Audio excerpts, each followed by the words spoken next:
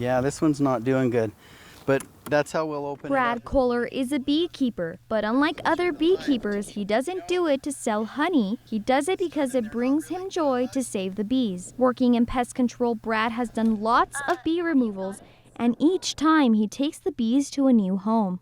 You know, I think in all of us there's some kind of an innate feeling or joy in seeing something do well. And so that's what it is for me. Just like if you walked out in your garden and you see the plants really thriving and it brings you joy to your very heart.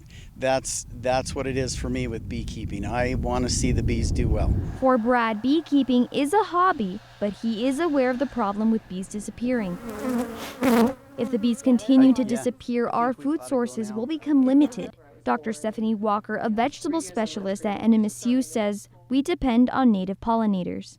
If you're trying to grow watermelons and you don't have any bees or other native pollinators around, you're not going to get fruit. You're going to have vines and your fruit are going to just dry up and die because they won't be pollinated.